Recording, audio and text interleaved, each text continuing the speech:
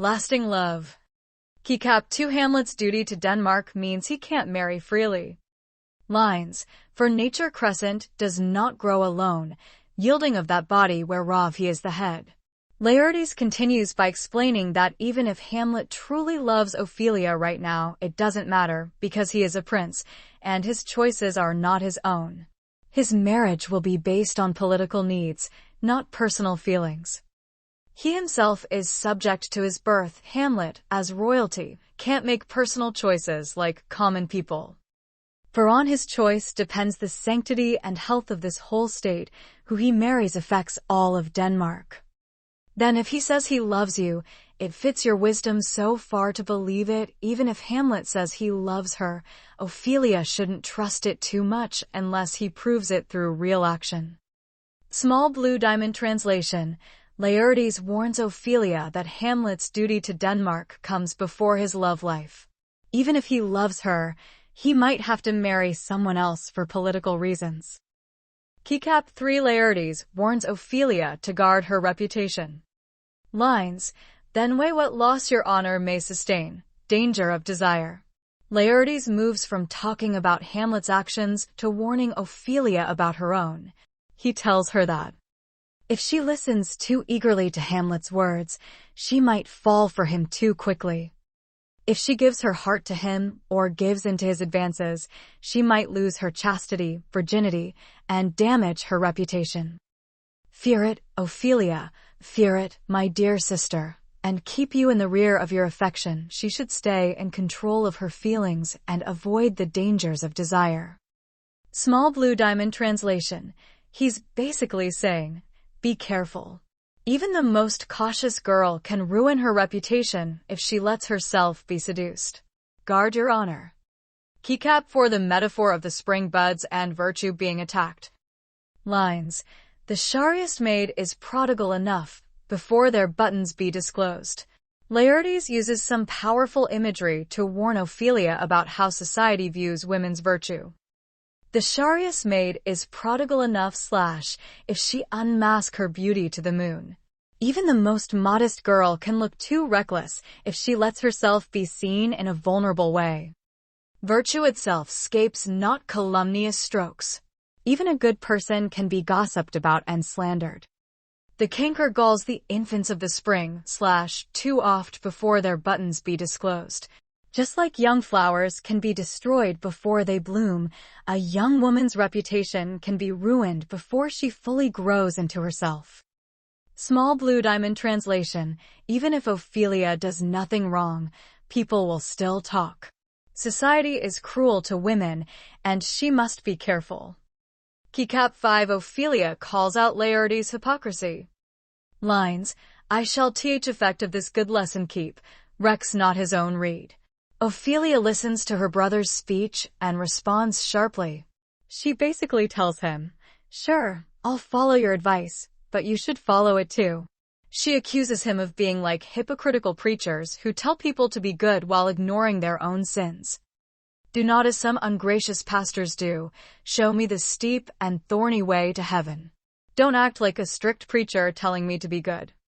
Whilst like a puffed and reckless libertine, himself the primrose path of dalliance treads, while you live a life of pleasure and recklessness. And recks not his own reed. He doesn't even follow his own advice. Small blue diamond translation. Ophelia is basically calling him out for double standards. He's telling her to be careful, but he probably won't be careful himself when he gets to France. Gr6 Laertes dismisses her words and prepares to leave. Lines. Oh, fear me not. I stay too long. But here my father comes. Laertes brushes off Ophelia's comment and tells her not to worry about him. He's about to leave, but then their father, Polonius, arrives and the scene shifts. Magnifying glass tilted right summary. What's happening here? Laertes warns Ophelia. Hamlet's love is likely temporary and not serious. Even if Hamlet does love her, he's a prince and can't choose freely. If she gives in to his advances, she risks ruining her reputation. Even good people are criticized by society, so she should be extra careful. Ophelia fights back. She agrees to listen to him, but calls him a hypocrite for warning her about sin while he will probably live recklessly in France. Laertes dismisses her concerns and prepares to leave, as their father, Polonius, enters. Lightbulb key themes in this scene.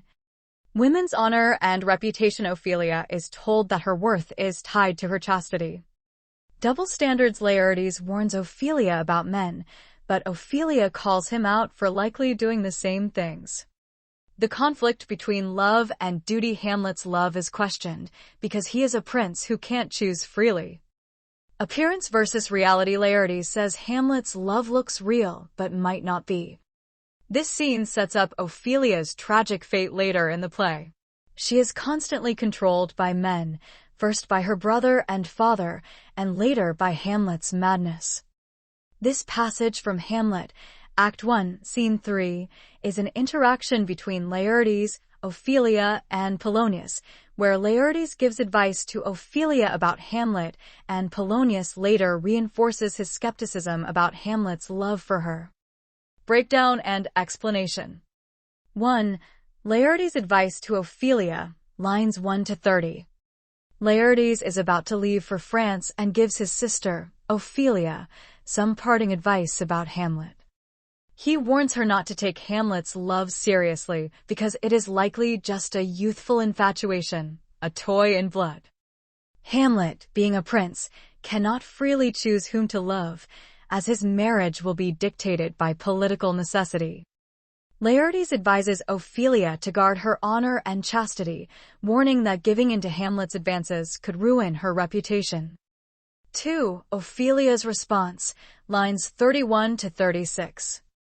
Ophelia acknowledges his advice, but calls out his hypocrisy. She tells Laertes not to act like a preacher who tells others how to live righteously while living sinfully himself. This is a clever response, showing that Ophelia isn't completely passive. 3. Polonius' advice to Laertes, lines 37 to 61. Polonius arrives and gives Laertes a long list of life advice before he departs. His famous lines include, "Give thy thoughts no tongue, think before you speak. Neither a borrower nor a lender be, avoid debt, as it ruins relationships. To thine own self be true, be honest with yourself, and you will be honest with others."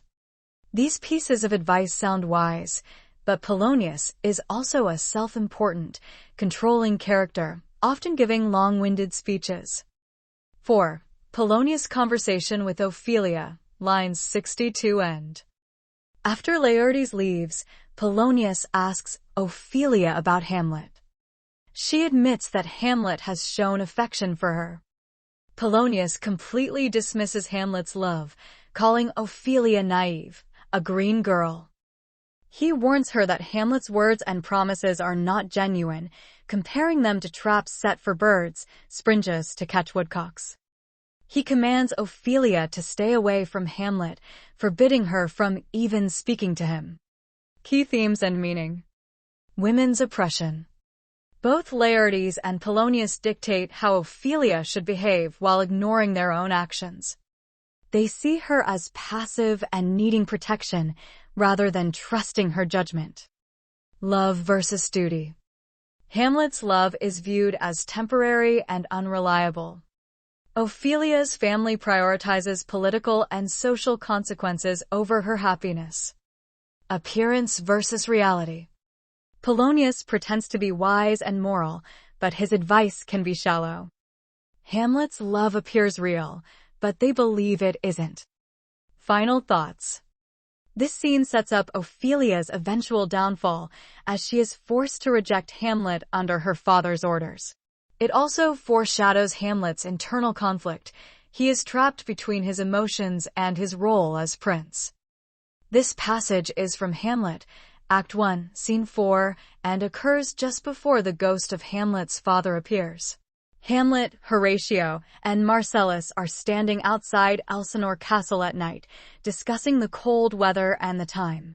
Their conversation soon turns to King Claudius' drinking habits. Breakdown and explanation.